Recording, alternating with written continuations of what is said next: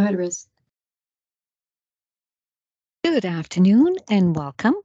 My name is Rizwana. I am a Programs Coordinator at the Kidney Foundation's Ontario branch. I would like to thank you all for joining today's webinar on your Lifeline dialysis accesses. Before we begin, I would like to review with you how to participate in today's webinar. You have joined today's session listening with your computer's speaker systems by default. All participants will remain muted. Participants will also not be visible on camera during the presentation. Closed captioning is available through the Teams app. Please click on the ellipsis depending on which device you are using. Once you click on the ellipsis, select the option to turn on closed captions. For those of you joining on your computer, you will have the opportunity to submit questions to the presenters by typing them into the Q&A icon found on the Teams toolbar. Please feel free to enter any questions you may have during the presentation. Note that the Q&A is not available for all versions of Teams. We ask that you please avoid using the chat box to submit your questions. This helps us monitor them more effectively when they're all submitted in the Q&A icon. We will do our best to have your questions answered during the Q&A session at the end of the presentation. To protect your privacy, when you ask a question, we ask that you please not use your name or provide any other personal identifying information. We will collect those questions at the end of the presentation, and we will address as many as we can.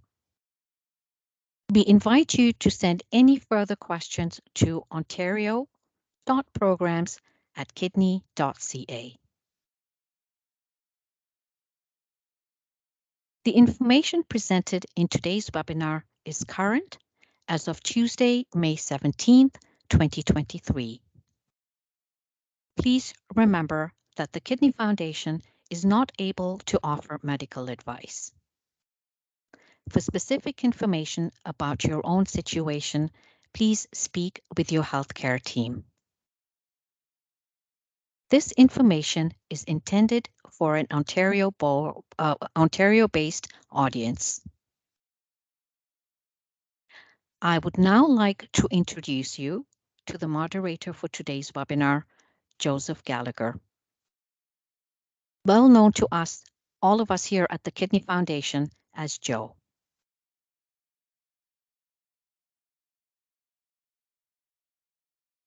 Joe's kidneys failed for the first time for over 15 years ago when he was officially diagnosed with systemic lupus. Joe, I'll get you to say that word. Erythematosus. Thank you. Joe has experience with in-center hemodialysis and peritoneal dialysis, both APO and CAPD. Currently, he is having his treatment at his hospital via a nocturnal treatment. Works part-time as a self-employed technical consultant. He is also studying toward a degree in the life sciences, volunteering as a peer support and group facilitator with the Kidney Foundation of Canada, and is of course a full-time patient partner too. Thank you, Joe. Thanks so much for the introduction, Riz, and thanks for coming today, everyone. I see We have a really great turnout, and I'm really excited for that. So, as mentioned, I'm privileged with being the moderator for today's session, and I'm very excited about that because it's going to be a really excellent and informative session. This is a topic that's very, very important to all kidney patients, and we're lucky to have a few experts here today who we'll introduce shortly. But just before that, I just wanted to share a little bit about my own patient journey to help maybe frame up some of the information that you're going to learn today as it might pertain to patients. So again, dialysis access is a very important thing. It's not only your lifeline for getting this amazing life-saving treatment that we're all so reliant upon, but it also has a huge impact on the way we all choose to live our lives. It can bring freedom to your ability to travel. It can restrict or loosen your diet, and we'll let the experts tell us a lot more about that and some of those things. But for now, just a little bit about how it affected me and some of my experiences going through some of the various accesses. So first up, we have a few pictures here. This was when I started on PD. I initially had a crash start and did in-center hemo. I did that a few times, but settled on peritoneal dialysis, and the reason for that being I live about 2 to 3 hours away from Toronto. There wasn't a lot of support in my smaller community for hemodialysis. There's a very small clinic, long wait lists, difficult to get access. So I also traveled a lot in Southern Ontario. And so PD gave me a lot of flexibility to move around. And as you can see from the pictures here, this is one fun story that I like to share. Another friend of mine who's on PD, we went camping, a very remote lake out north of Sudbury. And we were able to load up all our PD gear and canoe out into the lake and find this remote camping spot on the shoreline that had absolutely no access to service, no power, no toilets, nothing like that. But using manual bags, we were able to get our treatments in. So a little example of sort of the flexibility of PD there.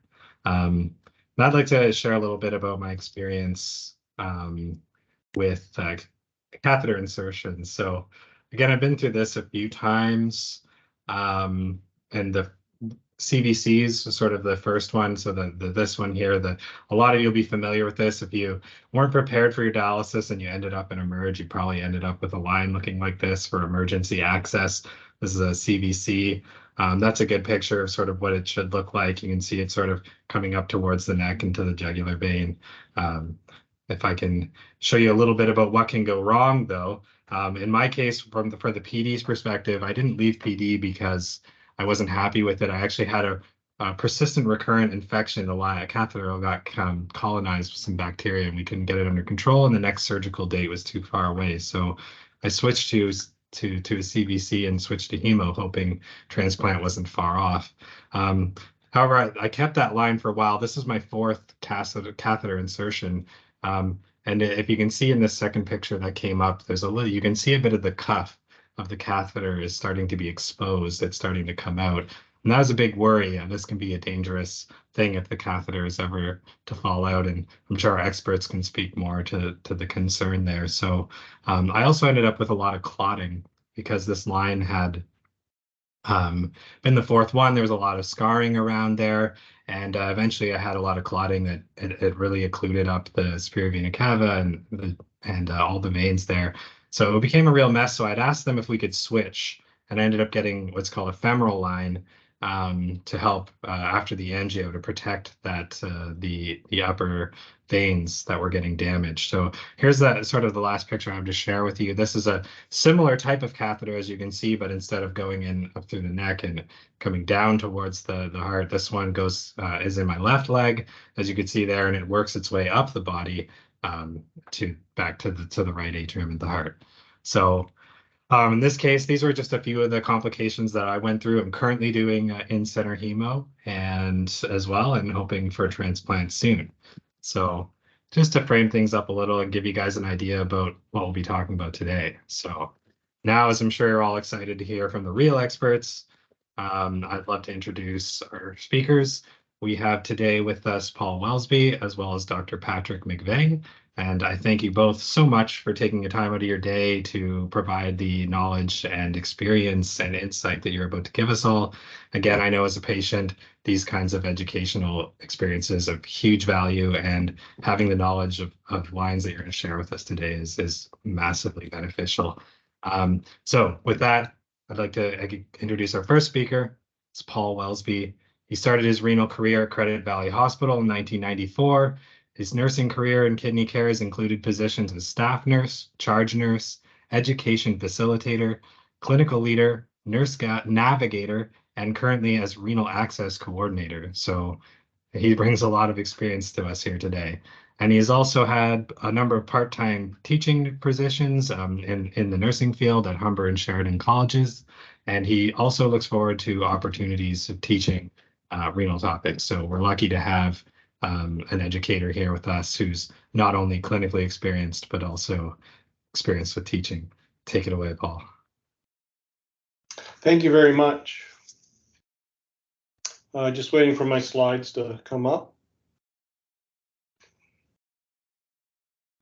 While I'm waiting for the slides to come up, I'll talk about Joe's experience with the catheters and stuff, and it can be problematic, the catheters. So we do suggest other types of access, but I mean, Joe is hopefully very close to a transplant, so we may not look at those other accesses. Okay, so what I'm going to talk to you today about is what role does the vascular team play? Next slide, please. Actually, back up one, please. Okay, so our agenda today is what we're going to do is we're going to look at understanding what a vascular team does, what's important in the choosing of the right access, how do you actually take care of your access after you do get it, and where are your resources as far as what can you access, and this does very much include the Kidney Foundation and their support groups on who you can talk to actually about their accesses. Okay, next slide. So what's the importance of choosing your right access? And I really find this quote very important when you talk about, you know, your types of dialysis that you do, the modality you do, and what type of access you should go with that. So get into the habit of asking yourself, does this support the life I am trying to create? And this is very much, Joe wanted to travel, Joe wanted to move around, so he chose PD. But that's not for everybody. So when you do look at your access, look at, is this what I want to use? And also, is it the best for me? Next, please. So what exactly, understanding what a vascular team does, one of the major things we do is education. And we do this at several levels of your journey through renal care. In Ontario, we call our pre-renal clinic MCKC. Vascular is very much part of that. We talk about, you know, what's the best access for you, what type of modality you want to do. And also in the vascular clinics, we talk about how we're going to create that access. And also once you're on treatments, actually using your accesses, we talk to you very much about how to maintain them, and if there are any issues with it, how we're going to solve it. So we first of all talk to you about, and I'm going to talk to you more at length, the three types of access options that we have. I'm going to talk to you a little bit about the surgical process and how we go through that with the fistula and the graft. We're going to talk about what to expect after the procedure, and also what kind of future care do you expect through the vascular team and also the surgeons to help your access run better. Next, please. So understanding what a vascular team does, another thing we do is assessment. Before we even look at what type of access, we need to assess to see whether the body can actually use that access. One of the major things we do is we look at the ultrasounds, and we look at the size of your veins in your arm. And we always look at the non-dominant arm first, because on dialysis, you've got needles in that arm. We want you to use your non-dominant arm so you can move around. We always look at the lower arm first, and then the upper arm. The other thing we do use for as far as the catheter insertion is we use the radiology department. We use their equipment to actually, they actually do a live picture of all your veins while they put the access in. We also talk about modality in accesses. We have different modalities. We can do intercenter dialysis, we can do home dialysis. If you're doing home dialysis, we're actually going to look at your lower arm first, because to put the needles in and to take them out, it's much easier if it's in the lower arm. So we may choose to do a fistula there. If the veins aren't big enough, we actually may put a graft in the lower arm because you're looking at doing home dialysis. So we always look at the modality when we can look at the accesses. Next slide, please. So what are the three different types of vascular access we use? The first one we use is called a fistula. And what a fistula is created by a vascular surgeon, and we're actually connecting your artery to your vein. What the artery does is it increases the pressure through the vein, and the vein actually increases in size so we can put needles into it. What happens is we put two needles into it. One then will bring the blood out of your body through the dialysis machine and put it back. The next slide, please. The second type of dialysis access is a graft. A graft is an artificial material. Again, it is created by the vascular surgeon. Why would we use a graft over a fistula? We'll talk about this a little bit later, the pros and cons, but usually we're looking at a graft when your vessel sizes aren't large enough to use your natural vessel, okay? And again, it's the same thing. We put two needles in it, one to bring the blood out of your arm and put it through the dialysis machine, clean it, and then the other one is to bring it back and put the blood back into your body. Next slide, please. The third type of access, which is called, we have a couple of slang terms, a PC or a perm catheter, or a CVC, which is a central venous catheter. And this is what Joe was talking about. It's an access that is put into in interventional radiology. They do have what they call a little Dacron cuff that the skin grows around and holds it in place. And this can be inserted by a radiologist. And again, it's an artificial material. Next slide, please. So what are the access advantages? What is what we consider the golden standard access compared to, the truth of it is all accesses are important for different situations, but let's move on and look at the fistula first. Okay, so what are the pros of a fistula? A fistula is a natural vessel, so it lasts a lot longer than a graft or a catheter, okay? So we can maintain a fistula usually 7 to 10 years. And I'm not sure how long you've been waiting for a transplant, Joe, but we're looking at, approximately about 5 years, 4 to 5 years for a transplant. So if you have a fistula created, it should last you your dialysis life. Because it is using your natural vessel, it also has a lot less infections than a graft and a catheter. When you do put the needles in the fistula, when you take them out, it does actually heal itself, which a graft and a catheter don't do. And because it's also a natural vessel, it doesn't clot as often. We don't have as much blockage in it as a catheter and a graft does. What are the cons for a fistula? When we do create it, because it's a natural vessel, and while we're waiting for that arterial pressure to increase the size of it, it does take longer to develop. We're looking at a fistula usually takes approximately 8 to 12 weeks to develop before we can use it. The other disadvantage to a fistula is, I talk about bumps later, they're called aneurysms. By putting needles into the same place or around the same place, you can get weaknesses in the vein wall, which will cause bumps in your arm related to the fistula, okay? Next slide, please. The graft, on the other hand, it's a good alternative if your vessels are small. It doesn't last as long. It lasts about 5 to 7 years because it is an artificial material. When you do put the needles in, it doesn't repair itself because it's not natural. The good thing about a graft is we can use it a lot sooner. So if your blood values aren't very well and you're in more of a rush to get on dialysis, we can put a graft in and use it within a 4-week period. In some incidents, if the swelling isn't very much, we can actually use it within a 2-week period.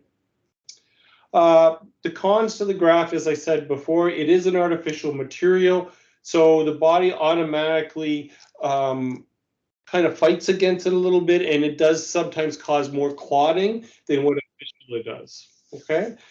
And it doesn't heal itself, as I mentioned before, so when you do put the needle in, there is always a hole there where you put the needle in, and after time, the graft actually will get what we call chewed up inside, which will cause those aneurysms and bumps, which do not heal themselves. Next slide, please.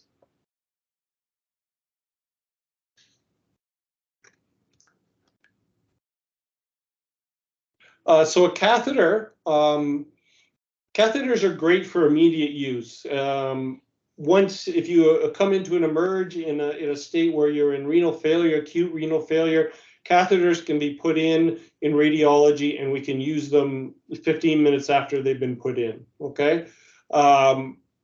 They are good for patients that have small veins and we're not able to put accesses in, so there is an alternative if you cannot have a fistula or a graft. The biggest problem with a catheter is infections.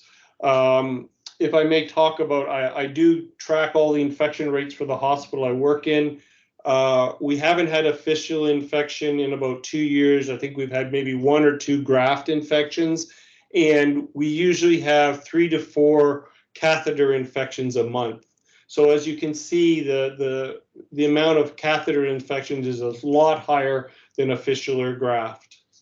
The other disadvantage is that the catheters don't like to last a long time. The average for one catheter is 1 year. We either have problems with placement or clotting in the catheter or infections, and we have to change it over. Next slide, please. So what do we do as far as taking care of your vascular access, okay? And I put this little sign up to say, you know, sometimes we just need to, you know, stop the moment and look what we're doing. And that's what the vascular team is. If you're having concerns about your access and the care of your access, just take a few minutes, relax, and allow us to come and chat with you about it to answer all your questions. Next slide, please.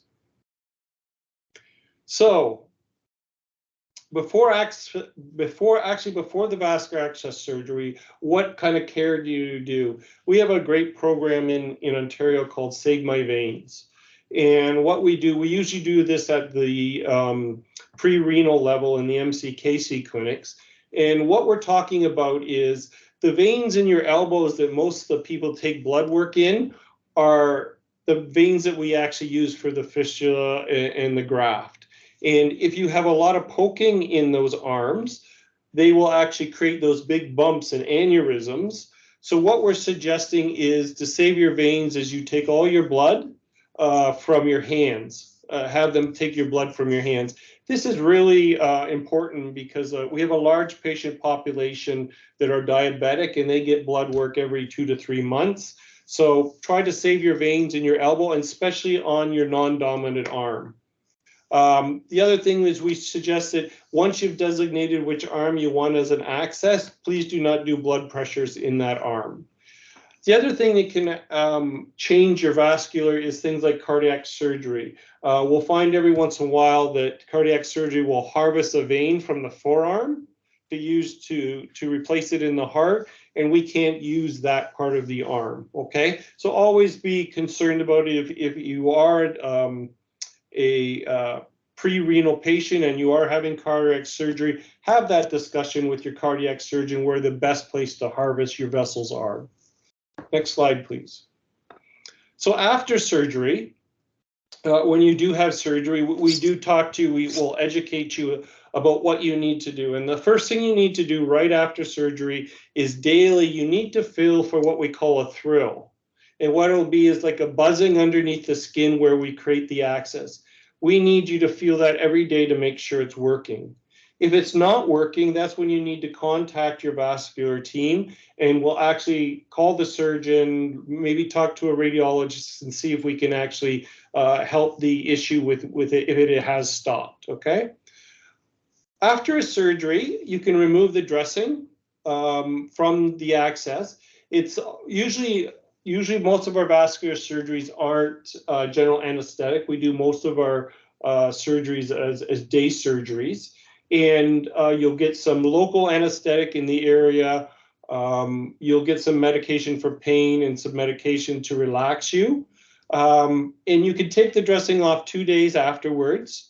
You're going to have a little thing called steri-strips, and I got a little picture there of the steri-strips. It'll be over top of it. After the 4 days, you can actually wash with soap and water. I don't suggest you touch the access other than washing it. Please don't always put your hands on stuff because you can transfer bacteria.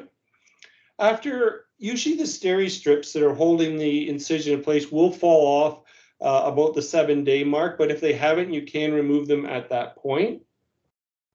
We also want to follow you up about the access. So usually our routine at our hospital here is to see you 2, 6, and 10 to 12 weeks after the surgery.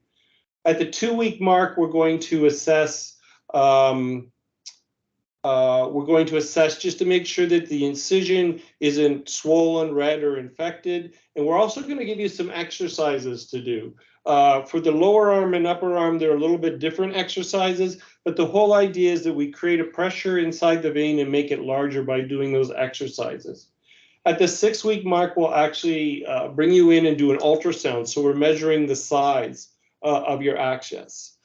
We have a specific policy and procedure that tells us how big it has to be before we can start putting needles in. And usually at the 10-week or 12-week mark, the access is ready to use. We confirm the size of it, and then we bring you to the unit, and we'll start using that access at that time. Next slide, please. Signs of access issue after surgery. First of all, I talked about making sure you feel the thrill after the surgery every day. If you don't feel it, please contact us right away. We're also worried about any sort of redness, any swelling in the area. Just remember though, the grafts, because we have to tunnel the artificial material underneath the skin, it does swell more. So with a graft, it is natural to have some sort of swelling. We want to make sure that it's not hot and warm though. If it's hot and warm, it may be infection, and you need to contact your organization, your vascular nurses, to tell them about that, and we'll check it out. Always watch for any sort of fever or chills. Whether your arm is warm to the touch would be a sign. And if at that incision you've got any sort of drainage, please contact your local vascular team, and we'll take a look at it. Next slide, please. Long-term vascular issues. So what do we, after you get on dialysis and it's been a couple years into using your access, as I said, these bumps can occur that are called aneurysms, and they're a little weaknesses in it. I have a picture there of an aneurysm. Most of the time, the aneurysms are not an issue. We can cannulate around them or cannulating on the sides of them so we don't weaken it. But sometimes the top of the skin actually gets quite narrow, so we do have to do some sort of surgical intervention to take it away. If the access does stop during when you do have it while you're on dialysis, there are different ways to declot an access, either a fistula or graft. Just know, as I said before, in the pros and cons, graft do clot more often than fistulas do, but we can declot both accesses and get them working again. The other common problem with vascular accesses is they like to narrow. If there's a narrowing in it, they'll increase the pressures in the dialysis, and the flow through it isn't quick enough for us to maintain it. So we will do what they call a fistulogram or a graftogram. This is when we bring you to radiology and they actually put a tube in and they actually balloon the area and increase the size of the area so flow will resume back through the graft or fistula. The other possible problem with any sort of long-term vascular access is what we call Steele syndrome. And Steele syndrome is because we've created this access that is pulling blood away from the hand. Sometimes the hand will have decreased blood in it, and you will get pain. You may get some nerve pain in it. Your hand will be cold. And this is called what they call Steele syndrome. We are concerned about it. It will be a discussion with the vascular surgeon what we can do about it. There is a couple medical procedures, surgical procedures we can do to help restore the flow to the hand. If it gets really bad, if it is too painful, or we don't have enough circulation to maintain the hand, we can tie the access off and create another access at that point. But we always look at Steele syndrome as a possibility, and we always assess at each dialysis with anybody that has a fistula or a graft. Next slide, please. I'll talk a little bit about catheters. Catheters are inserted in diagnostic imaging in interventional radiology. The procedure is about the same length as a surgical procedure for a fistula graft, which is about 45 minutes. Again, it's not a general anesthetic. They do give you medication for pain and a medication to relax you during the procedure. It is inserted by the radiologist. Most of the time, the catheter will be inserted on the right-hand side in the chest, and that's because it's just closer to the atrium, the tip of the heart. It's a shorter distance than doing it from the left side, so they usually do put it in on the right side, okay? Once we put it in, Joe had a great picture of a catheter with the dressing on it. Our policy here at Trillium Health Partner is that we always wear a dressing for at least 8 weeks, and it's sutured in. After that, we have a special procedure called shower technique, which you can actually take showers afterwards and not wear a dressing. But that's only after 8 weeks after it's been healed and is in permanently. Next slide. So what is the kind of care for a catheter? We do weekly dressings. There is no shower or swimming with a perm cath until we get to at least the 8-week mark. Now, when I say no showers, you just can't directly spray the catheter or get wet. You could take the shower head off and spray your lower body and the other half, but you can't directly get that catheter wet at any time. There are sutures in right after we put it in, so that will be removed at our hospital at the 8-week mark, and then we can possibly do the shower technique where you can actually clean it yourself and shower at that point. Next slide, please. Let's talk about your dialysis access. Next slide, please. So what kind of support do you plan to get after you get your access or before your access? As I said, the Kidney Foundation has an amazing peer support group. They have it for adults, they have a youth one, they also have a caregiver one in Ontario. So please reach out, they're a wonderful group. Of course, you do have also your hospital staff through the entire process of pre-renal to home dialysis to in-center dialysis. We'll be there to support you in your access if you have any issues. We always have the support of the nephrologists and of course the vascular surgeons to help us out. And of course, like myself, my job is to support patients and answer their questions about accesses. Anyway, that's my talk today. So thank you very much, and I look forward to answering any questions.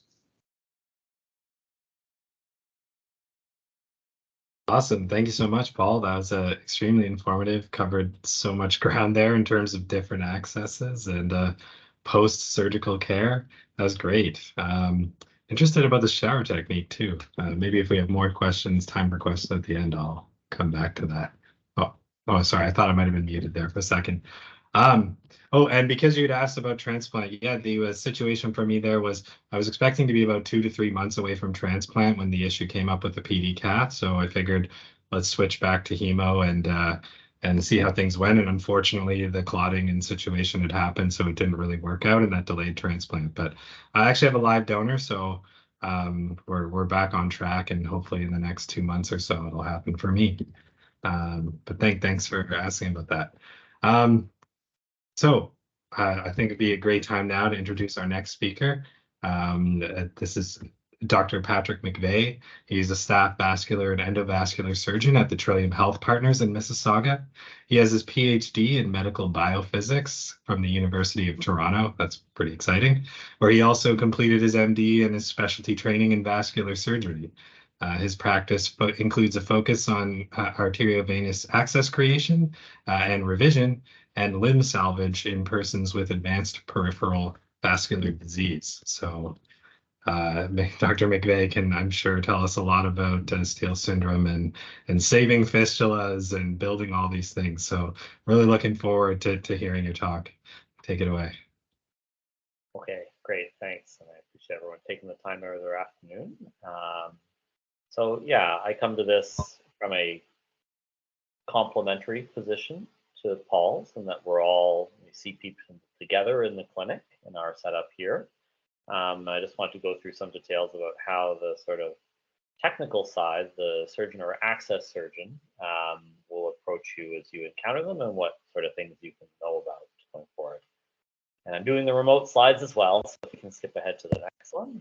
I have a little caveat here that I have included some intraoperative, postoperative photos. There's nothing too gory, but perhaps my filter is a bit down, so we've warned in that. And while there are some specific details that are provided, certainly nothing here I think would constitute medical advice and may vary quite significantly depending on your region. And one of the themes you'll see throughout this is that when it comes to fistula surgery, everything is very individualized, and what works for you may not work for the person in the treatment bed right beside you. And so just because what's proposed to you isn't the same as what I showed in this talk today doesn't mean it's not an excellent choice for you. Okay, go ahead. So who are vascular surgeons? So vascular surgery, my specialty, is an independent specialty within surgery. And I generally tell people I operate on all blood vessels except the ones inside your head and directly attached to your heart. I do everything else. And it is not a big specialty. There's only about 220 vascular surgeons in Canada, as compared to there's 250 nephrologists in this province alone. And so why that's relevant is that, in Ontario, we have 70. And so there is a very good chance that the hospital you are closest to or the center that you're dialyzing out of may not have a vascular surgeon attached to it. There are other people who do vascular access surgery. A lot of them might be general surgeons who do those sort of things. Certainly transplant surgeons in some centers are the primary ones responsible for access creation. Urologists sometimes do it. So you may not see a vascular surgeon. You may just see an access surgeon. So long as it's something that they do frequently and have training, I don't think it really makes a difference one way or t'other. But I'm a vascular surgeon, so let's skip ahead. So what Paul discussed, and I think is kind of the most important branch point in your whole journey here towards vascular access and starting on renal replacement, is the assessment that's done initially, where we look at you and decide for you what is the right access for you right now, because that could be very different from the person who is in the exam room next to you, and it could be different for you 5 years from now. So right now, how are you planning on getting dialysis? Are you going to do hemo or PD? Are you going to do it in center or at home? Because as Paul alluded to, that brings up some very nuts and bolts practical considerations here. Like if you're going to dialyze at home and you are right-handed and you're going to do hemo, then if we put the access up on your right arm, you're not going to be able to pull a needle out. You can't push on that side to hold until the bleeding stops. And you put it up on your other arm, you may not be able to see it. So that we have if that's what you're going to do, then we'll put the access in a place that's convenient for you to do the access yourself, unless you're going to get help. What hand do you use? You're on hemodialysis. Most people are in center attached for 4 hours at a time. You shouldn't be moving around that arm that has the needles taped in on it. And so what are you going to do for 4 hours? If you're going to be reading a book on your phone, doing something like that, you probably want your dominant hand free. So we'll start with your non-dominant hand for the access. What do you do for work or activities outside and that sort of thing? That was a great picture that Joe put up at the beginning of, going out camping. You're not going to drag a hemo machine in your canoe and go camping with it, but you can bring some PD bags. So if that's a big part of your life, then we would look at that sort of access strategy. And if you're in an employment where you're constantly suffering forearm trauma because you're carrying heavy boxes or something, we either need to look at a different line of work for you and supporting you in that, or in an access that wouldn't be repeatedly traumatized by carrying boxes on your forearms. Paul also pointed out that there are certain just anatomic considerations that might mean you can't have the access that you want for this because your artery is gone from previous heart surgery. Maybe you broke your arm when you were a kid and you didn't know that you had the big vein that we usually use in the forearm transected. Now it's all doesn't even exist anymore. It's just a scar. And then there are other specific considerations to do with the size of your blood vessels and things like that that are done as part of the assessment to tell us whether it's safe to put an access in a location or if we run the risk of borrowing too much blood for the fistula and stealing from your hand to the point that it's uncomfortable or things like that. So it's a looking at you in the moment and what your predicted 1, 3 and 5 years look like to decide what can we do to set you on a path that will support you going forward and give you the least number of hassles. So let's skip ahead. Okay, so I will provide a broad overview of access types and sort of the more technical bits around it, because people are always curious to know how it's done in that. And so I'll start with lines, and I will say that I've put in a lot of dialysis lines, a lot of tunneled perm casts, and a lot of temp lines. And I would say that where you can have a dialysis line is limited only by how long the needle is and how imaginative the person in who's putting it in is, okay? Like you have a huge number of veins. We could probably get a line in most of them, but should we? So, a line that's going to be used temporarily can go in anywhere that we can get blood out. And that can get you dialysis and save your life. But if you're going to have it there for a long time, there are some very real practical considerations. The line is a plastic tube that goes from outside to inside, and usually inside to a major vein or to your heart. And so you do not want bacteria crawling down that and getting into your heart and blood.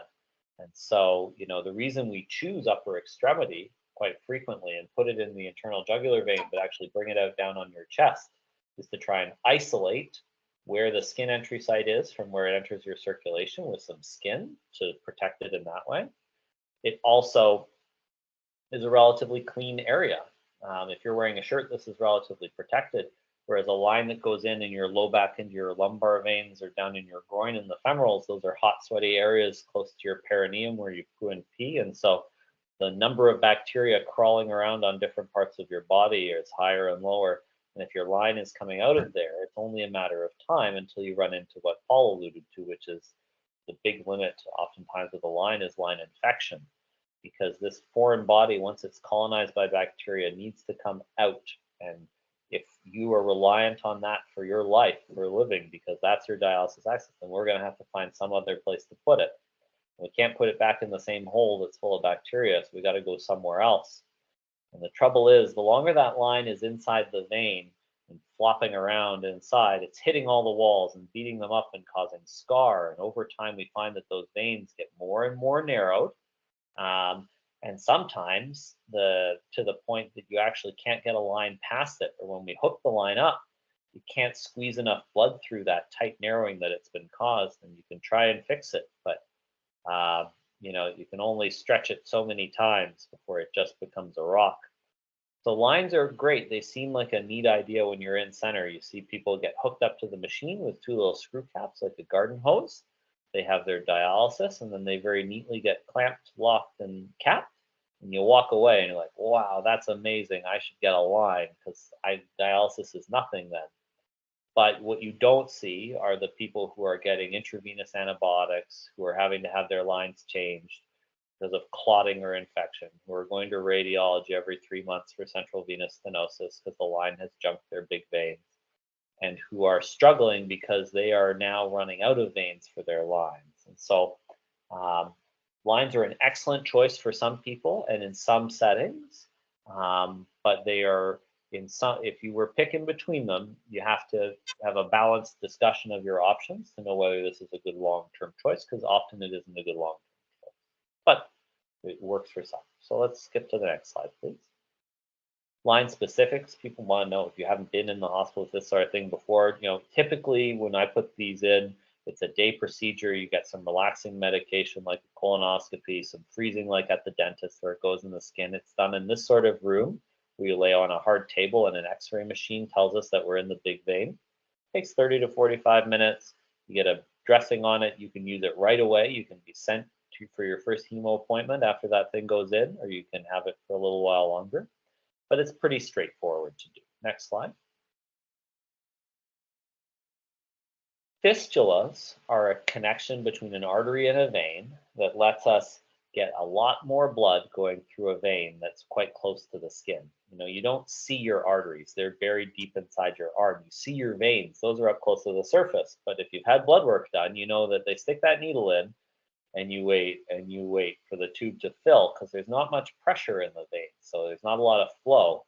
Your dialysis is hoping to run more than 250 mils, like more than a cup of blood a minute through that machine, which means you need supply, you need arterial pressure, and we can't be stabbing you deep into your arm to get those arteries. So we connect the vein to the artery and we make a nice big pipe under your skin that's superficial and easy to grab. Because it's all you and it's all under your skin, infections are exceedingly rare with fistulas. And because it's all native tissue, it's relatively resistant to clotting. But as Paul alluded to, there's no free lunch, and certainly repeated needling of a thin-walled vein can lead to dilation or aneurysm development. You can have branches that are connected develop and steal flow out of your fistula and decrease the rate. It gets beat up over time, or if the vein comes beat up. If you've had blood work at your elbow, because you always give them your left arm for blood work for 30 years, and then we do a fistula on that side, that, you know, halfway up from where we make the connection could be full of scar. And then there won't be great flow through that segment, and that may need to be revised. And then there's the rare risk of steel, where we make this connection and it works too well, and more blood goes through your fistula than to your hand. And steel can be an uncomfortable annoyance during dialysis, and maybe you put a warm blanket on your hand, it feels good, or it can be disabling and need revision. So it's a spectrum of problems that requires continuous follow-up. Next, please.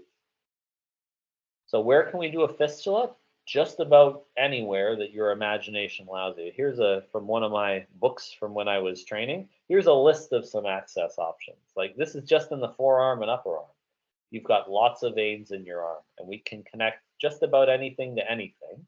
And the question is, how big a cut will you need to make it and to bring it up close to the surface where it can be used? So there are many possible fistula locations. And part of that preoperative assessment that you'll have will be to look in detail at your veins, the way you are laid out, to find what will be the most convenient and provide you with the most readily accessed and therefore likely to be long-lasting fistula option. Next slide. So here's an example of, you know, a bread and butter, what's called a radiocephalic fistula. So this is down at your wrist. We connect the radial artery, that's the pulse that you feel when they feel at your wrist, to the cephalic vein, which is the large vein of the forearm. And this is, we make a small little cut, you know, sew the artery onto the vein side to side. This is done much like the line insertion. You get some local anesthetic for this, maybe a bit of sedation. You know, you sewing it on takes 30 minutes, close the skin up with some absorbable stitches, put a Band-Aid on, and you're good to go. But then we wait, right? Your vein is small. We hook it up to pressure. It doesn't work right away. Now it's just a vein with pressure in it.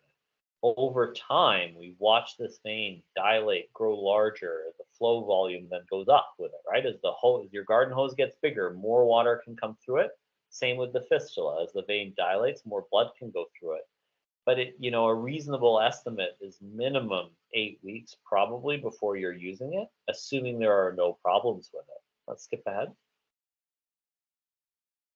So another more drastic example, here's what's called a brachiobacillic fistula. So brachiobacillic fistula is still in your upper arm, but it uses the bacillic vein. This is a vein that's often an excellent size. It comes large, and it can only get larger once you pressurize it. This thing works great for making fistulas. The trouble is it runs on the inside of your arm and goes up into your armpit. And if you imagine that you're going to have dialysis, it's very difficult to put needles up into your armpit and then sit with your arm rotated out for 4 hours. That would be uncomfortable. So what's done, at least in my practice, is we normally connect them down at the elbow and pressurize it, make it big, and then you come back for a second operation where we take this big pipe that your body has grown and we transpose it or bring it to the outside of the arm through a much larger incision. That's what's shown on the left. That big purple pipe at the bottom that's got the marker line on it that's running under that giant nerve in white is a massively developed vein, but it's way too deep in your arm to reliably access. So what's done then in the second frame, you can see is it's disappeared. Well, it's actually been tunneled up under the skin under that purple line that you see and brought right underneath so it can be readily grabbed by the person who's going to do the cannulation and the needle goes into it. This works great, brachiobacillic fistulas, but it's a bigger cut. You might need a general anesthetic or a regional block, depending on what sort of center you're working in. It takes longer. This is definitely more than an hour of operating. It might be 2 operations to do it. And you're looking at 3 or more months end to end before this thing can be used. So a great fistula option, but a big time investment. And so this is why, if part of that assessment is, well, how urgently do you need dialysis? Are you here because your function is decreasing, in which case you have time for something like this, or are you here because your function is critical and you just need something and you can't have a line for some reason? Skip to the next. Grafts, as Paul alluded to, are a prosthetic conduit. Usually in contemporary practice, this is made of PTFE or Gore-Tex. It replaces the vein. If your veins are all too small to use, fine, we'll just put this thing in. We tunnel it under the skin, we hook it up to a big artery, big vein, and it gets full of blood. But the trouble is it's literally a plastic tube. If you poke a hole in it with a needle, it's just going to bleed and bleed and bleed. And what happens is your body has to build some scar around it after the surgery, and that's what seals the needle hole afterwards. Because it is a prosthetic, it's under your skin, it is still a potential foreign body that can get infected. You're putting a needle from outside into the inside. Bacteria can get carried along that needle track. Probably more resistant to infection than a line, though, because it's not hanging out. When you pull those needles out, your skin will heal on top of it, and you don't have any exposure of the graft. So you can shower and that sort of stuff with a graft in there, but it's still riskier than a fistula. And it carries a few more issues, as Paul alluded to. It's a foreign body. It's more likely to clot. It's more difficult to get to stop bleeding. Infection, if you were to get systemically unwell, certainly bacteria in your blood would be happy to sit on this prosthetic graft. And there's always that risk of steel, whether you're having a fistula or a graft put in. Next. Grafts, again, you're limited only by your surgeon's imagination for where you can put a graft, right? Here are some simple examples on the left side. We could go from that same radial artery. We could put it in a loop in your forearm. So you've got lots of length for putting the needles in to rotate the cannulation site. You could make it straight in the forearm onto a deep vein or a superficial vein. You can make a nice gentle curve on the outside of the arm. If you tell me you sleep on your left side, well, then I can bring it on the inside of your arm on your right side so you don't compress it. You can do a loop in the forearm, a loop in the distal arm. Next slide. And if we're doing that, well, why don't we put a loop? We could put a loop in your leg. We could put a loop up here in the middle frame. That's an anterior chest wall loop. So under your shirt, you'd have this loop and you could dialyze through there. You can have a necklace that goes side to side, sit for dialysis with 2 needles like a necklace hanging out. You can get one that drains into a central underneath your arm. Again, you're limited only by your particular anatomy. What veins are open, what arteries are open, and how can I connect them, and what's convenient and realistic for you on dialysis. Next. Issues common to all grafts and fistulas.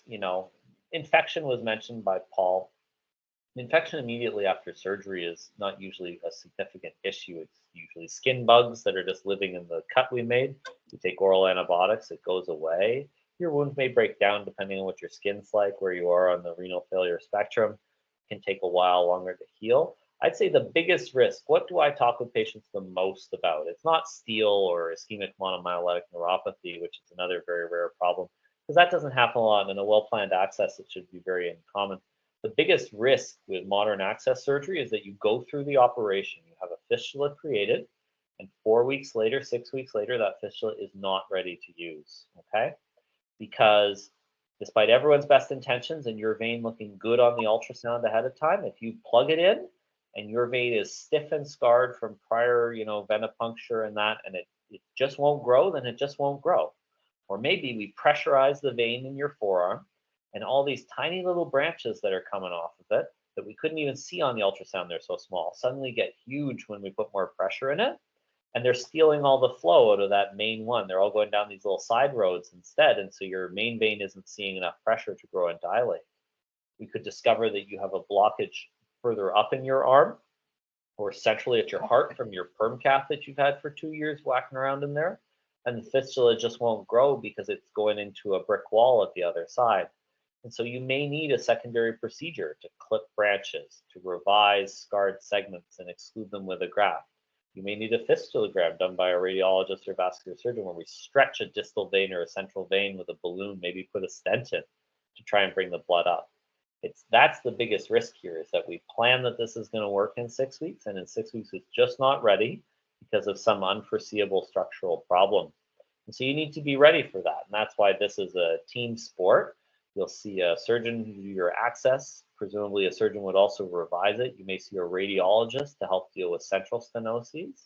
Your coordinator will be keeping track of your flows afterwards, coming back and saying, you know, he's got this scar in the midsection that's only getting worse. The flows are going down, the pressures are going up. He's spending more time on dialysis. What should we do? It's an ongoing maintenance. These are, you know, the fistula is a sports car. It works amazing. It flows great, but it needs maintenance and upkeep and a little bit of TLC to keep it running as such. And if you ignore it and abuse it, it's going to seize up and stop working. Okay, next slide. So I think I've said it 10 times now, but access needs to be tailored to you. And that's why you will meet a surgeon who will do a comprehensive assessment of you and decide for you right now and in your future that we, as best as we foresee it, what is the best choice for you. So let's go to the next slide.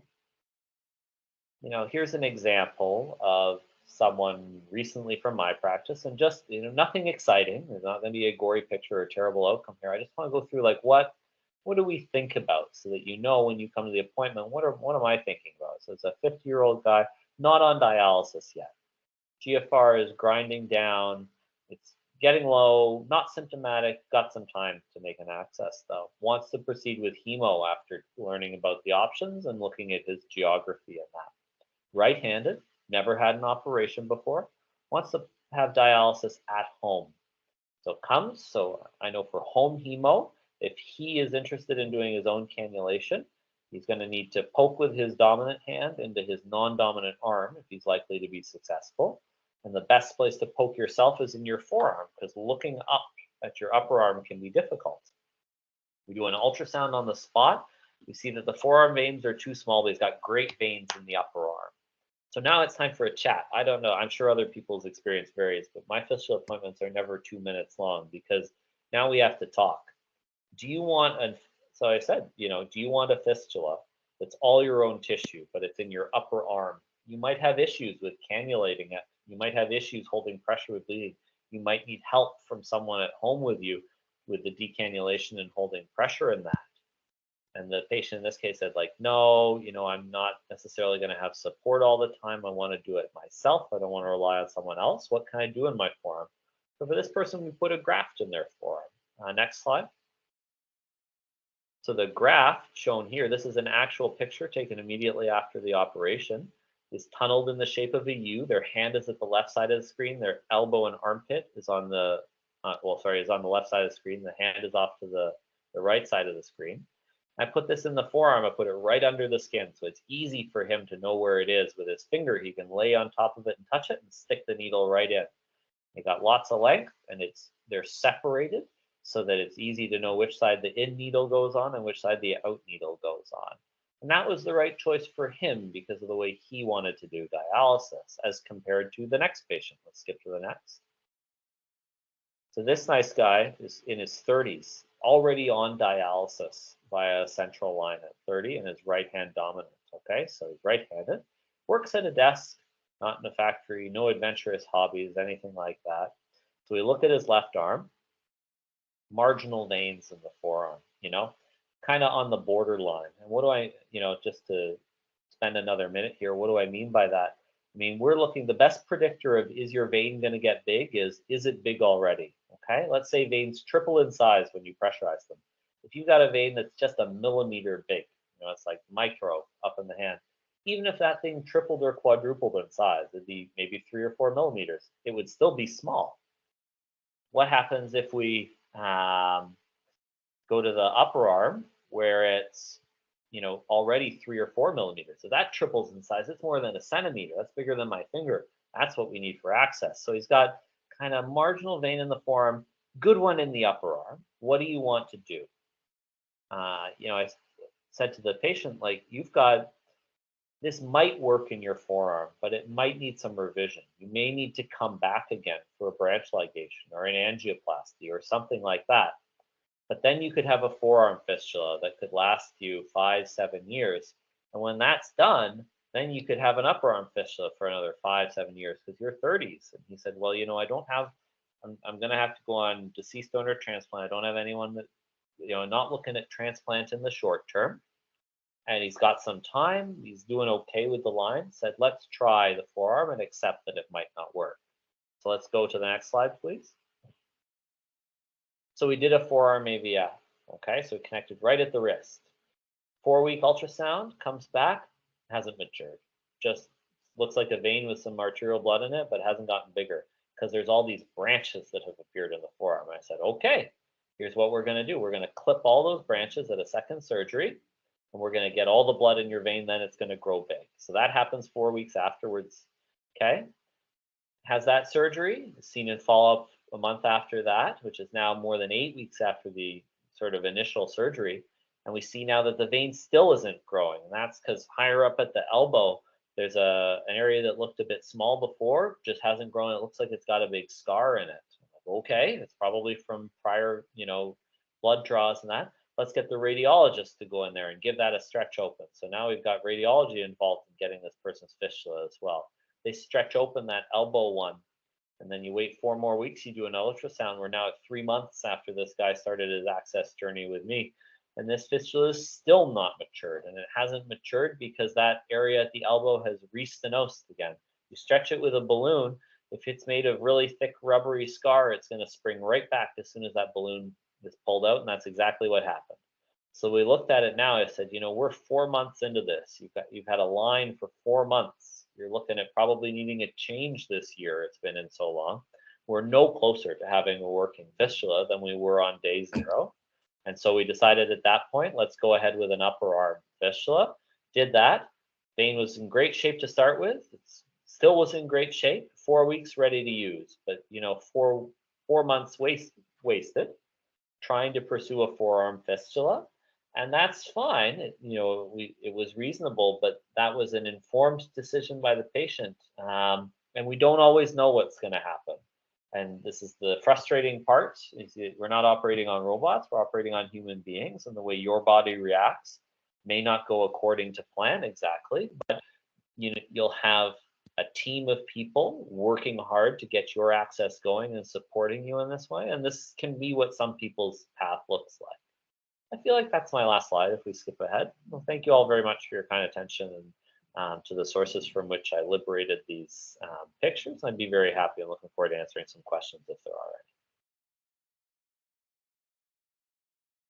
any. Awesome. Thanks so much for that, Dr. McVeigh. You had a really thorough analysis of all the things that can go wrong and all the ways that we can attach things and move things. And yeah, it must be a really interesting job that you have modifying the human body in all these ways. And thanks for the pictures. I found those really interesting, actually, to see what that kind of looks like on the inside. So thanks again to both of you for all the information you've already provided us, and it's time now that we can get to some of those questions. We did have a few questions come in before the session, so we've prepared those. So we can start with those because I don't see any other questions currently in the Q&A. So just a reminder to everybody watching today, if anything you've just heard is sparked some interest, you want more information, or you've got some questions that have come about from all that, you can click the Q&A button in your Teams app. For those on your PC, it's up near the top where you can chat and those other options. So look for the Q&A speech bubble, click on there, and you can add questions to the queue. Yes. So other than that, I think we can probably go back to the slides now. I think we had a few questions. Actually, no, I have these questions ready because we had them prepared. So I will open it to you guys to answer these. Feel free to take the floor if you have a response. So the first one is, I had a KP transplant 26 years ago. While I was on dialysis before that, I had a graft inserted in my left arm. After being unused for so long, it is completely closed off, so far as I can tell. Can it be removed and replaced if/when I have to return to dialysis? Okay, so I don't want to like delve into too many specifics, but certainly the idea of a lost graft or access is a common thread. And I would say, unfortunately, like with everything in us, it depends. Okay, I would say that this scenario also comes up in the setting of people with fistulas who undergo a successful transplant and then 2 years later are like, well, do I still need my fistula or can we tie this off since my transplant's working? I would say my general answer is if you have a working access, I'd never get rid of it. You spent a lot of time getting it. If it's not causing you problems, I would generally keep a working access. A thrombosed graft, like an occluded graft stuck in your arm, is a scenario that can happen. And unless it was infected, I wouldn't get rid of it because things like that are buried under your skin, it's probably very well incorporated, and digging that out would carry a very real risk of developing a wound that could get infected or nerve injury, sort of pulling a well incorporated graft out of the arm. It's not going to come easily if it's been years. You can injure the nerves and other structures in the area. So I would generally not remove a graft that isn't a problem, and would leave a functioning access for some time after a transplant, because nothing is forever, not for fistulas and not for transplants necessarily. So, but I've ligated fistulas for transplant patients who were bothered by them afterwards, and I've pulled out grafts. But I would say that in general, it will depend on your specific situation and who put it in. But if it's not causing you a problem, I would leave it in because there's no free lunch in medicine. And even the best intentioned person trying to remove a stuck graft can get into some real trouble, and you could end up unhappier than when you started. Thanks. That's very thorough. But yeah, it's just a reminder, of course, with these questions, we can't give specific medical advice because obviously they don't have access to your imaging or your personal case history. So this is of course, just some guidelines that you can take back to your team and maybe ask poignant questions. Second question is, how long can a patient keep a CVC line? I know you touched that a bit, especially with your case 2 patient there, and also Paul, you talked a bit about that as well, and some of the complications that arise if we try to keep these lines too long. So please.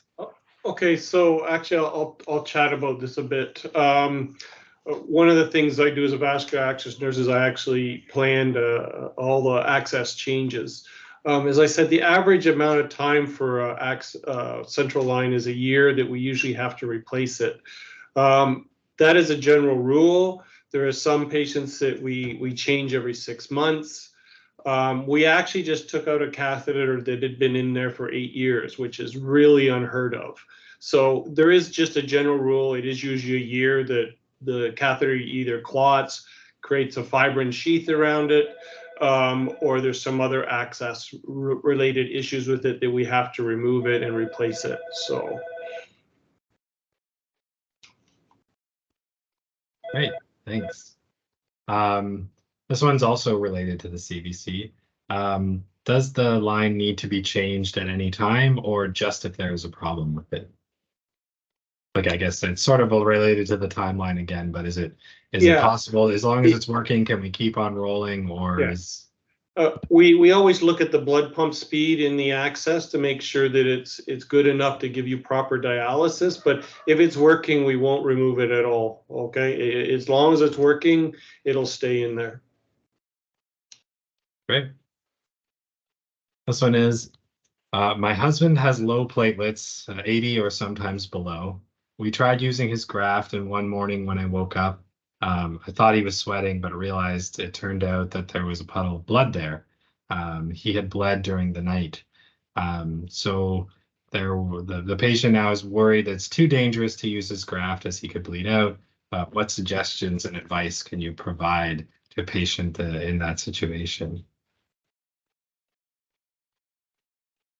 So that's again, kind of a very specific thing, because it would be, and I don't want to delve into medical advice here, but I would say that for any access where the root is through the skin, you poke a needle in and you remove it, that's a graft or fistula, or a hybrid graft like Hero. You rely on your body clotting to stop the flow of blood, okay?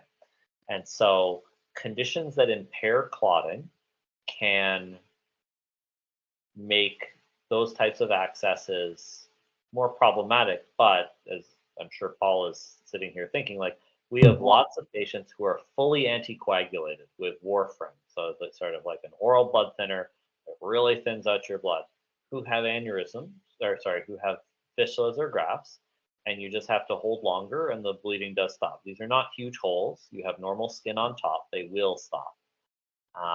But it is a consideration in choosing the patients for who have ongoing issues with bleeding.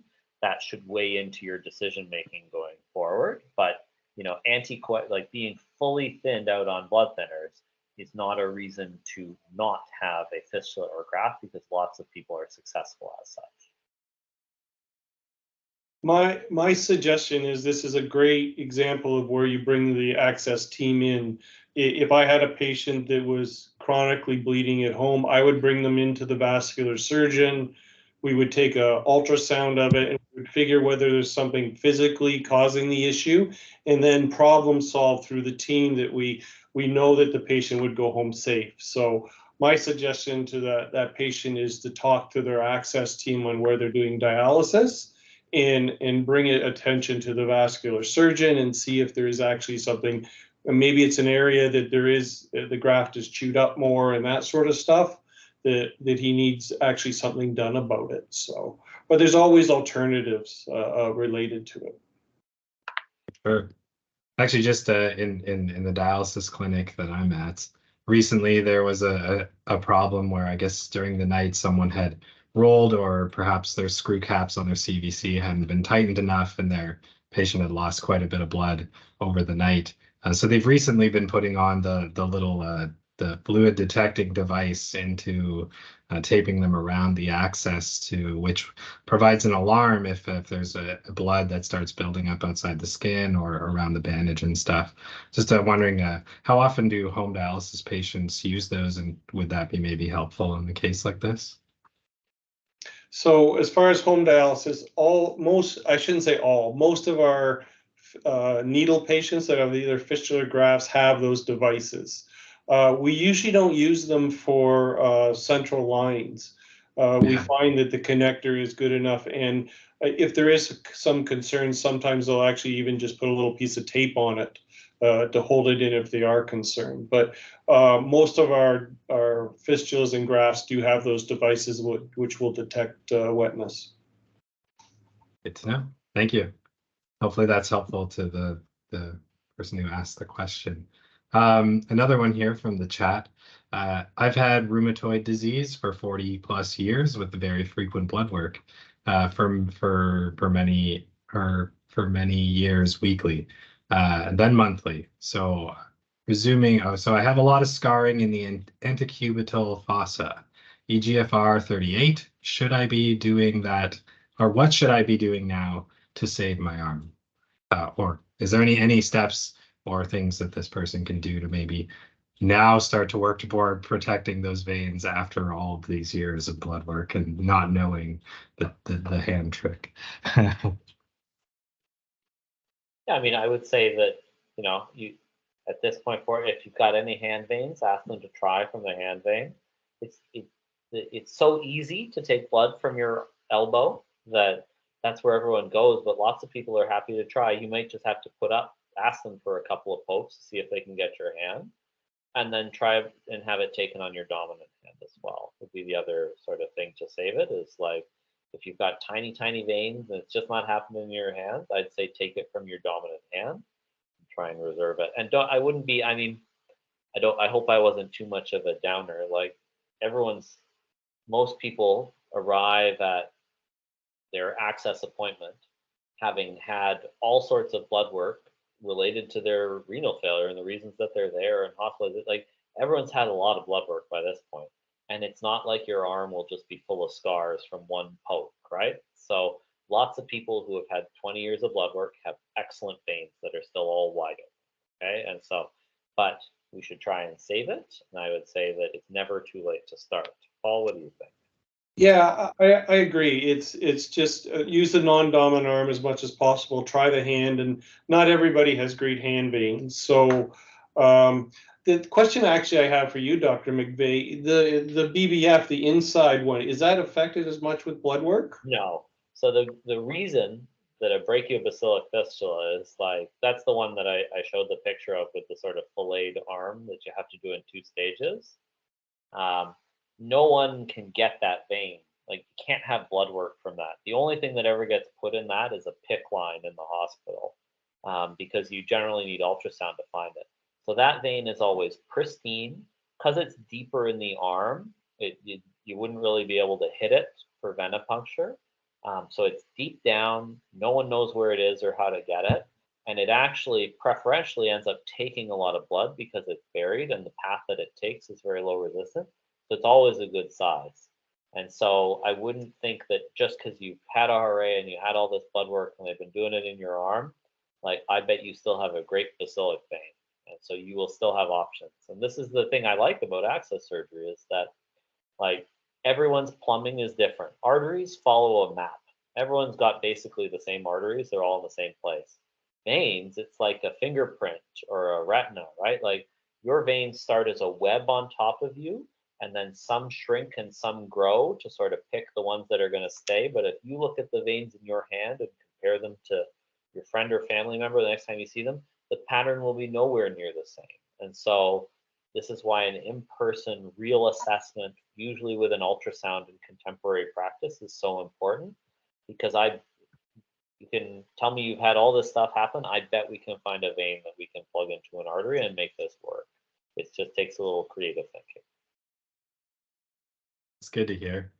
And just if I could share a little patient perspective again, like, I have one of these little things to remind people taking blood to, take from the hands. And for anyone who's really worried about that and you think it's going to be like really painful or really awful, it's that I've had it done tons and tons of times now. It's really not too bad. Sometimes they have a hard time finding a spot, but of course they use the usual tricks to try to make the veins swell up with the elastic bands and whatnot.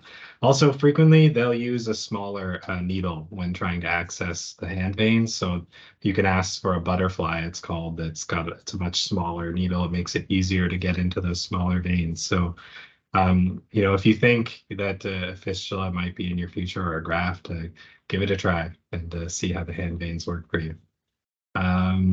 Another question we have, I had a heart transplant. Does this present any issues with respect to access? Anything unique to heart transplant patients? Oh, that's good to hear. I think, well, I mean, the only thing that comes with a heart transplant is that you'll have had central lines. So, there are lots of lines that get put into those central veins that aren't just dialysis grafts. Okay, so for a transplant, you'll have had a central venous catheter. And so there may be some amount of central venous stenosis, and from where the atrium of the new heart is sewn into the superior vena cava, there may be some relative narrowing there. But again, like, it's very dependent on what your anatomy and layout is, and nothing prohibitive. It would just require sort of looking at and deciding. Very good. Just a reminder again to throw in your questions on the Q&A. We still have we have 10 minutes, so I think there's still room for more. And this would be a great time to talk about the shower technique, which I also see is in the Q&A. So, Paul, you had mentioned a bit about that. So, with the central venous catheter, what's unique about that? I know I've with my femoral right now, I've been trying to like fold over big towels and hold it on there in the shower. So, if you've got I've heard of people using like ostomy bags and taping plastic bags all around. So I think we could all benefit from this discussion. Yeah, so I'm going to give a disclaimer for this. This is not done by every hospital, so do not start this on your own, okay? Talk to your team again. Bring this back to your team. Yeah, and say, actually, please, have your team contact me, and I'll give them the information we have before you try anything. So what we did is we did a small study, and we actually took the dressings off the central line at the 8-week mark, where we felt that the Dacron cuff and the exit site had healed, and that's also the time where we take out the sutures. We actually have patients that they can shower normally, and then they put on chlorhexidine afterwards. They clean it twice, and that's all they have to do. And we found that we did not have any more infection rates related to a dressing. So that's why we have shower techs here at Trillium Health Partners. But as I said, please have your vascular access team contact me, and I'll discuss it if it's a possible option, because it will have to be approved by your individual hospitals, whether you do it or not. That's great. And if you happen to have a link to that study, if you throw it in the chat, I'd read it later. So. It was totally an internal study. It wasn't published. Oh, okay, fair enough. Well, then that's exciting. I will definitely keep your name in mind. And as I said, I'll gladly any questions from your vascular nurses. I'll talk it. And don't get me in trouble though. Okay. Thank you. We appreciate that. It's interesting just to know that people are out there testing these things. A few more questions have come in. At what EGFR level should one go for preparation for placing a fistula or graft, or preparing a vein for that? So our standard GFR is usually below 12. Usually between 10 and 12, we have an access consult at that time. If it's below that level, we will talk to the surgeon on whether they're closer to, and we may decide to do a graft because it's quicker to actually access than a fistula. If somebody doesn't have large veins, but is going to do a graft, we may actually hold off doing the graft until they have a lower GFR. Because grafts have a higher incidence of clotting, we may actually delay the graft to 4 weeks before we feel they're going to start, so it's not in the person for as long. Fistulas usually we can create, and people don't have to worry if they don't start right away with a fistula. Anything to add about that, Dr. McVeigh? No, I think you'll get a different number depending on your home institution. Kaduki, I think, is a slightly higher number. It's either 15 or 20, but the bottom line is it's usually low double digits when you should be considered for it, and you need to keep in mind you'll have that chat and understand that it may be some amount of time before your access is mature if you're going the fistula route.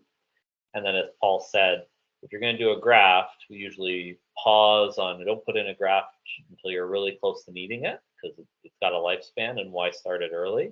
And there are like early access grafts. So there are double walled grafts that have a layer of goop in between them that you can put in that they're self-sealing. When the needle comes out, the graft seals shut. And we have those on the shelf here, and those can be accessed the next day.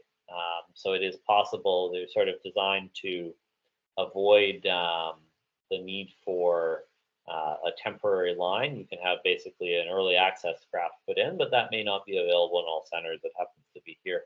So you've always got options, but I would expect that center dependent, but you'll be needing the access team if hemo is your route, kind of in the 15 or less range, because you're ways out from dialysis, and it's important to have that plan made early, because if your plan is my favorite fistula, which is the brachiobacillic, we need 3 months for that. So maybe starting early. Great. I did have a question coming in about swimming, which I just kind of answered in the chat there, but it got me thinking, I'm assuming with your study, you still advise your patients not to submerge their CVCs at all, right? No. There's still no swimming with that. No swimming, especially lakes are terrible, even for PD cath, swimming in PD caths. So especially in lakes, because they have a high bacteria. I know our program says you could swim with a PD cath in a pool, but not a lake. But the central lines, no, never.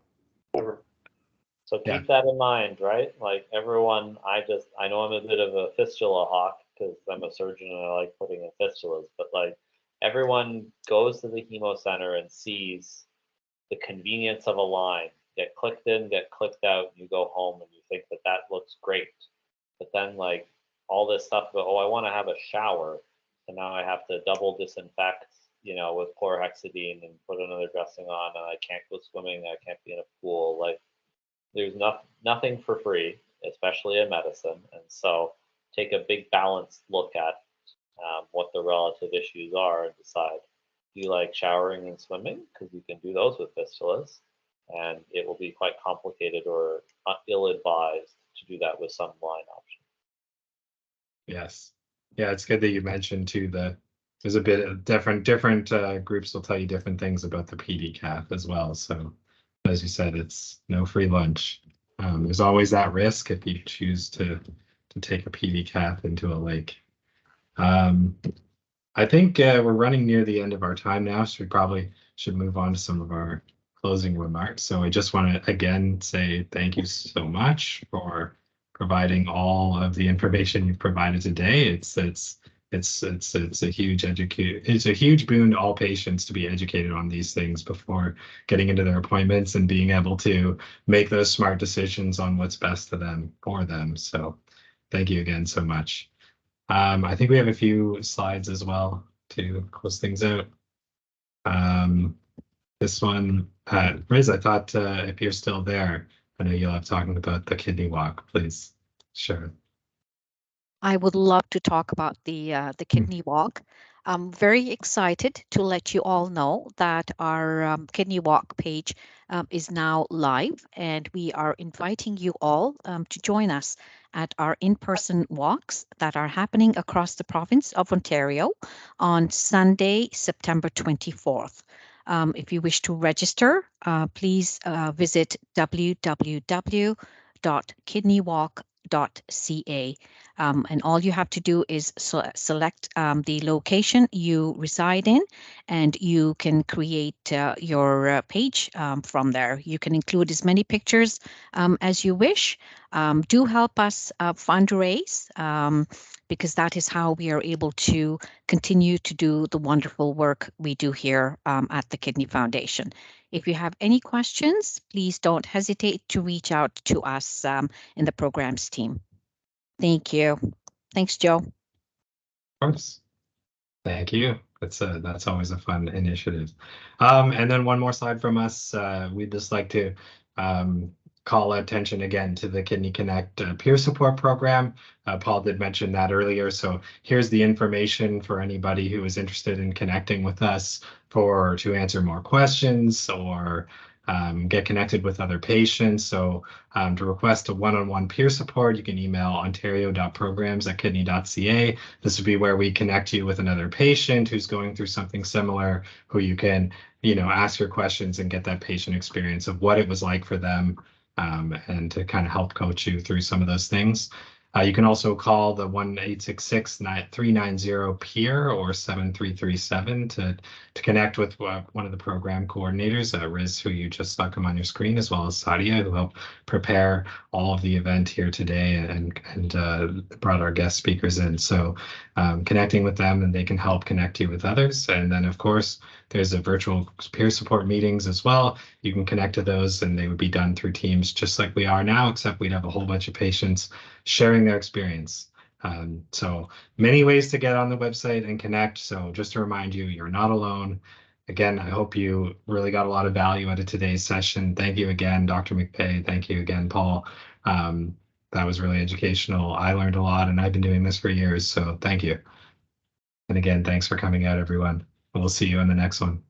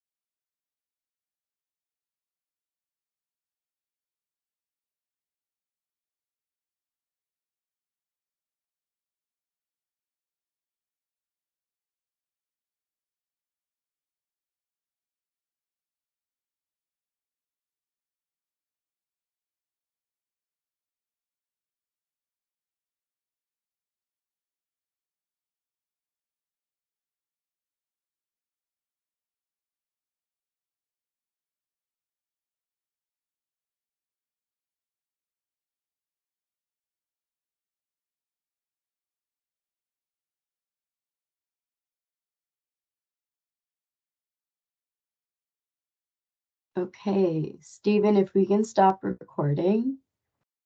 Yeah, I stopped it. Okay, I stopped a awesome. little while ago. Yeah, Okay, perfect. about halfway through. I'm kidding. No, just after Joe said his thanks and goodbye. Okay, cool. So we can't like just end it. Like we can't just close the Teams, I guess. Sure, you could. Why not? I kick recording people this. out. You from the leave. Well, sorry. What are you trying to accomplish, Sadia? So just to, when it ends, we're able to just like end the session. It just exits everyone out. Yeah. On So you, I believe, if you from the leave button, there's a drop down and you can end meeting for all. Oh my Oh. God, I didn't know that. End meeting. That's so cool. Okay, I just kick people out. I enjoy doing that, so I was just kicking people out. Obey the moderator. Yeah. I didn't kick you guys out, but Craig left. When did Craig leave? What? Okay. That's great. Great job, guys. Thank you all so much. The other two left already, so then that's fine. And Stephen, thank you so much for your time. I appreciate it. No, this was very interesting. A Mhm. bit Okay. hard to listen to because I didn't think he was gonna show the bloody parts. Yes, some gruesome pictures. Yeah. I'm glad he did. Those were exciting. I wish we had more time for questions. I was going to ask him about a few things about like how much damage to the muscle is he going to do, like tunneling that, or do they try to avoid it? Like, like that's a lot of tissue to just like work through to push it to the outside. Like, Okay, I actually gotta go. I actually have a cardiology appointment. So great job, guys. Let's recap tomorrow. And awesome. Thank you. okay, Great job. lovely. Thank you. Bye. Thanks, Okay, Stephen. have a great Thanks, afternoon. Sadia. No bye. problem. And bye, everyone.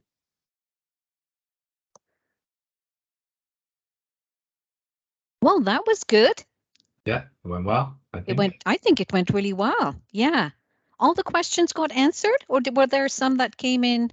There was one that came in literally after I had started saying, let's go to the next slide. And so I just kind of tried to answer it myself there in the chat. I don't know if the person saw it or not, but yeah. Oh, good. Oh, I'm already getting some really nice comments. Awesome. Any about how Yeah. handsome the moderator was? Yes, yes. The first one I opened said how handsome you were.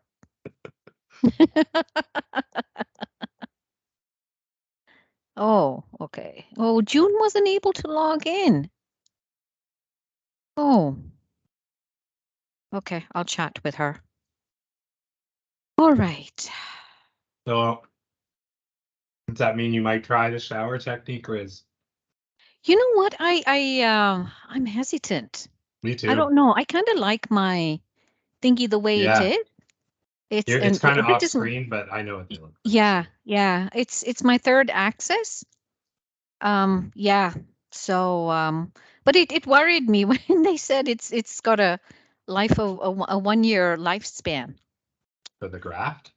No, for the Oh, the CVC. yeah, So what was that? yeah. Yeah, I mean, we obviously have patients that have kept it longer. Michelle kept hers for I think about 1.5 years and had no problems. Meanwhile, Okay. I've Okay. always seemed to have problems within like 3 to 4 months, and some of them were serious. So So what do you yeah. have right now? I have the same thing, the CVC cath, but it's in my leg. But I can show you without Oh, revealing anything if you're curious. yeah, if you don't mind. Yeah, I got shorts on, so I can just kind of pop it up and give you an idea. Oh, oh, oh. Oh, is that where it is? Yeah, so it kind of digs in right here. Oh, Oh, I okay. should turn the background off. You can't really see when it's like that. Video effects. Give me 2 seconds, and that Okay. will apply. Oh, there we go. Yeah, Oh, so it's the exact yeah. same idea. We have the same bandage that connected here, and then Yes. it Yes. tunnels in through here and kind of goes up towards the groin. I can kind of feel it here, and then it disappears and goes up. It actually goes to the same place, the right atrium, but instead it goes up the femoral vein up to the inferior vena cava, and the IVC and the SVC both meet at the right atrium. So it just kind of takes that track to the same place. Oh, so why have you had to get it done, put in your leg? Because you've worn out your chest? Yeah, that that's why? basically, you saw on the slide there, they were talking about central venous Yeah. stenosis. That's Yeah. exactly what happened. So I've had 4 lines here in the right side, and each one is sort of adds new scar tissue and stuff. So that vein had had a lot of dickering around, and this time around, the basically the tissue started to scar up and clench into the Yes. catheter. Yes. And once yes. that started to narrow, then the clotting started happening, because then blood flow slows down, clots start Yeah. forming, and the clotting was just massive. It completely occluded the superior vena cava, which is like the major vein that takes all the blood from your head and arms back to your heart. So like this is like half the blood flow in your body for this vein is like so So important. TPA could not have helped? So I fought long and hard to get TPA. So that's a bit of a sore point for me. So Oh. basically the whole thing was, I really felt like I fell through the cracks on it, because I started getting symptoms. My face was going red when I bent over. I could feel that I wasn't getting adequate blood flow. I was feeling dizzy, right? Oh, And man. then I noticed that the veins in my neck, like especially this little one here that crosses between the jugulars, Okay. or the carotids, sorry. This Okay. one that's kind of part of the jugular here. This got really big, and worse yet, you could feel my pulse in it. It had a palpable pulse. So I had said to the first doctor on the phone, we were doing virtual appointments, and I'm like, hey, I'm pretty sure the catheter is blocking blood flow, or the blood flow is blocked. And he was like, no, that's super rare. Like, it's probably not that. You've only had your catheter for like 3 months. And I was like, yeah, but I had a history of clotting. Like the last catheter I had, had like a clot in the right atrium had formed, like a really big clot, and that had needed to be treated. Like, so I have a history of clotting, problems with clotting. Like, I'm really concerned about it. And he was like convinced it wasn't a problem. And then I pulled aside another nephrologist in clinic, and I was like, hey man, like look at this thing. And the nurses were like, well, people have different size veins. And I'm like, yeah, but I'm the same person that didn't have a huge vein like a little while ago. Oh, And now I man. do. So like, yeah, I just couldn't get traction on it. I complained to every nurse and 2 nephrologists. One nephrologist was like, oh, it could be that, but then there was no follow-up. And it got to the point where I was like almost passing out in the shower when I bent down to wash my legs and stuff. So I was like, yeah, I'm just gonna go to Emerge, because like I'm not gonna wait any longer. And so I went to Emerge, and I was like, I know what it is. I want the imaging. Let's do the imaging. And the Emerge doc was like willing, so he did the imaging right away. And then it did come back, and it showed like clotting completely in the SVC, both brachial veins, which are the ones that go to return blood from the arms. Those were clotted into. Yeah. And of course, following the catheter all the way up into the jugular was all clotted as well. So this is like major systemic clotting. So yeah, I wanted them to do TPA, go in with a catheter and inject TPA at the clots and try to break them up, get the restore the blood flow as soon as possible, because the other thing that was happening is all these other veins are now growing, to try to, like, I was doing surprisingly well, given the fact that I couldn't get almost any blood back through this major vein. Like, I was still walking, I was still surviving. It's kind of nuts, actually. The reason for that was all these new veins grew to provide alternate pathways. Oh, And my. this other thing called collaterals, where blood flow now gets diverted through all these like smaller veins in the chest. So these other veins are now swelling and dilating, and all this blood is going down this way and getting into the my IVC and God. then coming back up and into the heart. So it's all like diverted blood flow. And part of that is so these what they call shunting kind of grew, where these new veins now created Yes. a pathway that bypassed the lungs, Yes. which is kind of bad because now clots And they can get break through as they there. go, as they grow, right? Is that They what's what, sorry? happening? They break, like they tear as they grow, like they do in veins the don't- back of the eyes? I don't think the veins broke. No, they Oh, okay. they kind of Okay. stick around, but I would like to see if it's possible to close them off, because they provide a bit of a risk Oh of stroke, because if clots my. form, normally if clots form, they'll go through the right atrium, through the right ventricle, and then to the lungs. And the lungs are well equipped to deal with clots. They have kind of the natural TPA in them Yeah. that will help break down clots to prevent you from, obviously, to protect your oxygen supply. So when you get like a shunt where you have blood flow that bypasses Yeah. that, now you have a risky situation where a clot, if it goes through there, can now get to the brain, the liver, the heart, right? And there's nothing stopping that from happening. So you lose that natural filter. So I'd love to see if we can use like some sort of endoscopic technique to break some of those up. Whoa. Anyway, that's a big project, so I haven't done it yet. But I was waiting for. I've talked to the thrombo team twice about it, and I still Yeah. haven't got. They said they were going to talk to some people about it. I still haven't gotten official follow up on that. But yeah.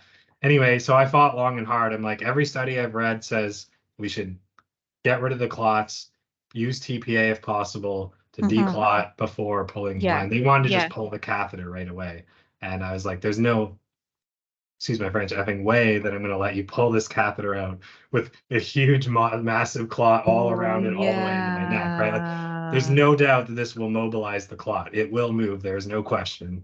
And obviously, we hope that will dissolve back into the blood and the lungs will stop anything else. But like, why would I take that risk? Like, this isn't a small clot. This is a massive, massive, massive clot. So I was basically said to them, like, look, why can't we just get a catheter in there, hit it with TPA in there? And the IR team was like, no, we're not even considering that for you. It's not an option. Like, there's too great a risk of bleeding. Like, I could have a brain bleed or whatever. So then I was like, okay, I don't accept that. I want a second opinion from the hematology team. Like, let's get some more people in here, because like obviously nephrology is just coordinating. They're like, and they're like, it's not our decision to make. But I'm fighting with a nephro team because they're like, well, we can send you home and just give you the injectable tinzaparin, which I eventually ended up on. But I'm like, no, like these clots are scarring the vein. This is doing damage, right? And my vascularity is being permanently altered. Like, I want the clot gone ASAP. I don't want to wait 3 months for it to be gone. Like, so I was like, to me, that's like the least good option. Like, I might be willing to take the risk on pulling the catheter if it means.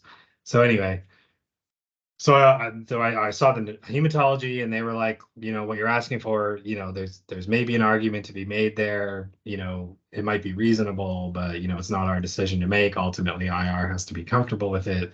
So she, write her report that way. And then I got them to bug IR again, and IR is still pretty much like, no, we can't do it. And it might be that they didn't have the right equipment, because later after all this, I got a third opinion, because I messaged, I went back through all the studies I'd been reading and found a guy who had published one on this. He was in Montreal, so I found his clinic and reached out to him and sent all my imaging and everything. And he unfortunately said, like, I'd have to treat you the same way, because we just don't have the catheter that's small enough and proper enough to do that job. And you'd be hard pressed to find a hospital in Canada that does. So that kind of sucked. But the other thing I'd suggested to them was, why can't we just put in like a bit of an IV in one of the veins that leads to these clots, and just slowly trickle a bit of TPA over time, like nothing aggressive, just a small amount. And they were like, no, we can't. Like, we don't have a procedure for that. We're not going to do it. These kinds of things. I found out later, talking to a nurse from BC, that they do that in BC. So I was really annoyed that I could have maybe flown to BC and got the treatment that I needed had I met this girl, like, 3 months or 4 months prior. Yeah. Yeah. But I'm not like I did such a deep dive. I read all these studies and I thought, and then I walked out of the hospital. I was admitted for like a week, and we still hadn't reached an agreement with how we were going to treat it with the team. And I walked out in the middle of the night and I went to Hamilton because I know they have a good cath lab there. And I was like, I know they do this for their like heart patients all the time, so maybe I can Yeah. convince them to do it for me.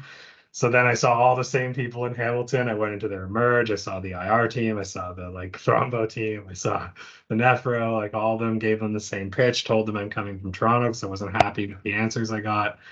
Yeah, and it was like they basically said that the same thing. Like they're like, look, if you're worried about clots migrating through the shunt, that's still going to be a risk if we do it with the TPA. If you want your safest, no like mobile clot option, it's going to be the slow and steady route with the take home tinzaparin. Oh, they So they told you can the same they thing. Oh, basically a little bit more. They explained a little more and, Yeah. and it gave me at least a reason to be willing to accept that route, as opposed to just saying we're not considering it.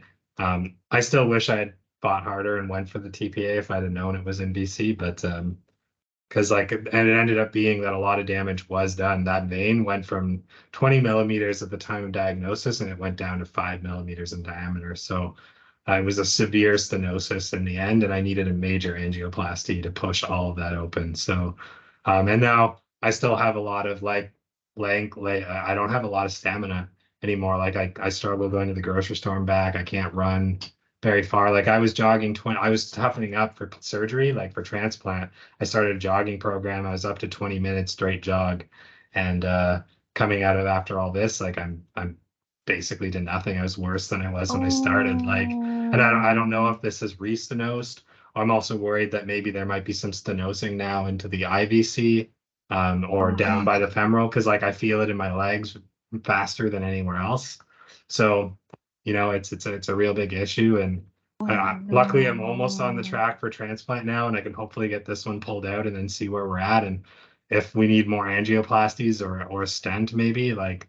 I mean, that would really suck. Like I'm 38. Like to have a big stent in a there would suck at this age. Like, stents don't last forever. They need to be changed. They can migrate. The heart is right down there. It's just a pain in the butt.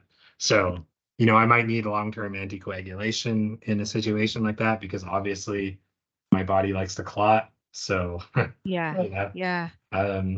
there's lots of variables.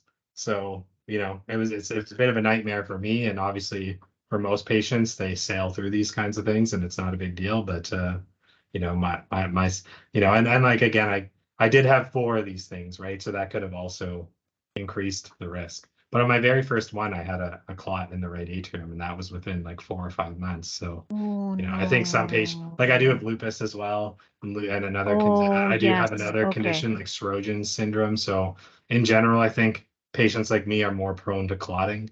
So that might have just been, that might be unique to my physiology as well. So like I said, lots of patients keep their CVCs in and have a golden opportunity, and it's great for them. And it just didn't work out for me, unfortunately. Oh. Well, I hope this one, the one that you have, lasts longer than. Yeah, if it can hopefully hold out for 2 more months without any more serious issues, then transplant and pull it. And hopefully there's no serious stenosing in the IVC, because I think if I lose more blood flow there, I'm going to be in really, really bad shape in terms of like. Oh boy, yeah. Get that transplant. Yeah. Well, I'll be thinking of you.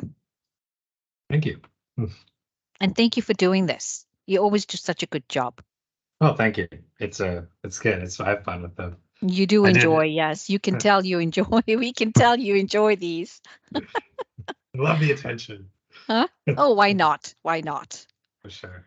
All right. Yeah, that head shaver is still working good for me, as you can see. Yeah, I was looking. Yeah, it's doing a good job. It works really well. I just every other day I just kind of like quickly running around. Good. It does pretty good. It's pretty close too. Like if you go again, if you push your hand against the grain, it's pretty smooth. So. Oh, but you have to do it every 2 days, right? Pretty much, yeah. It'll start to show. Otherwise, like you'll start to see the more like darker hair coming out on the sides. Well, at least it's dark. It's still dark. But you're young, so. That's true. That's true. I would rather have a full head of white hair than than a half head of colored hair. Yeah, Personally. true. You Alright. can stain and You can do that. You dye can the do color. quite a bit with it. A few colors, isn't it? Yeah. So, that's okay. All right, my dear. I'll rock the I have to ball. go. I All have a right. call at 3:00. Have a good day. Talk to you again Yes. soon. Thank you, Joe. Bye. Bye.